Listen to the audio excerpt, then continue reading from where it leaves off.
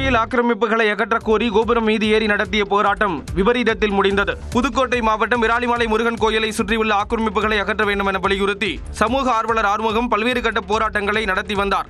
ஏற்கனவே செல்போன் கோபுரத்தின் மீது ஏறி போராட்டம் நடத்திய அவர் ஆக்கிரமிப்புகளை அகற்றுவதாக அதிகாரிகள் உறுதியளித்ததை அடுத்து போராட்டத்தை கைவிட்டார்.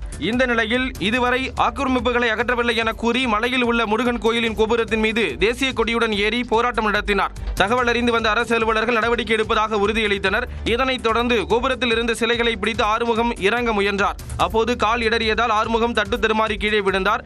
இதில் தலையில் அடிபட்டு ஆறுமுகம் உயிரிழந்தார்.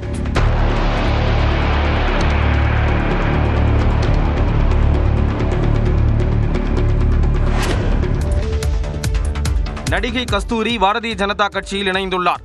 1991ஆம் ஆண்டில் ஆத்தா உன் கோயிலிலே திரைப்படம் மூலம் நடிகையாக அறிமுகமானவர் கஸ்தூரி. அதனைத் தொடர்ந்து முன்னணி நடிகைகளில் ஒருவராக வலம் வந்தார். பின்பு தொலைக்காட்சி நிகழ்ச்சிகளிலும் பங்கேற்றார். அடிக்கடி சர்ச்சையாக பேசி செய்திகளில் அடிபடும் கஸ்தூரி பிக்பாஸ் நிகழ்ச்சிகளிலும் பங்கேற்றுள்ளார். சர்ச்சை பேச்சுகளுக்காக வழக்குகளிலும் சிக்கியுள்ளார். கடந்த நாடாளுமன்ற தேர்தலின் போது பாரதிய ஜனதாவின் பரப்புரை மேடைகளில் கஸ்தூரி காணப்பட்ட நிலையில் தற்போது பாரதிய ஜனதாவில் இணைந்துள்ளார். சென்னை பாஜக அலுவலகத்திற்கு சென்ற அவர் மாநில தலைவர் நைனா நாகேந்திரன் முன்னிலையில் தன்னை கட்சியில் இணைத்துக் கொண்டார். அவருடன் பிக்பாஸ் பிரபலமான திருநங்கை நமிதா மாரிமுத்துவும் பாரதிய ஜனதாவில் இணைந்துள்ளார்.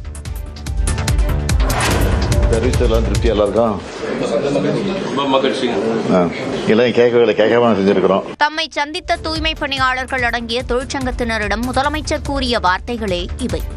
கோரிக்கைகளை வலியுறுத்தி சென்னையில் தூய்மை பணியாளர்கள் போராடி வந்த நிலையில் அவர்களுக்கு 30,000 வீடுகள், காலை உணவு உள்ளிட்ட 6 திட்டங்களுக்கு முதலமைச்சர் மு.க.ஸ்டாலின் தலைமையில் நடைபெற்ற அமைச்சரவைக் கூட்டத்தில் ஒப்புதல் அளிக்கப்பட்டது. இதற்கு நன்றி தெரிவிக்கும் வகையில் தூய்மை பணியாளர்கள் நலச்சங்கங்களின் நிர்வாகிகள் முதலமைச்சர் மு.க.ஸ்டாலினை அவரது முகாம் அலுவலகத்தில் சந்தித்தனர்.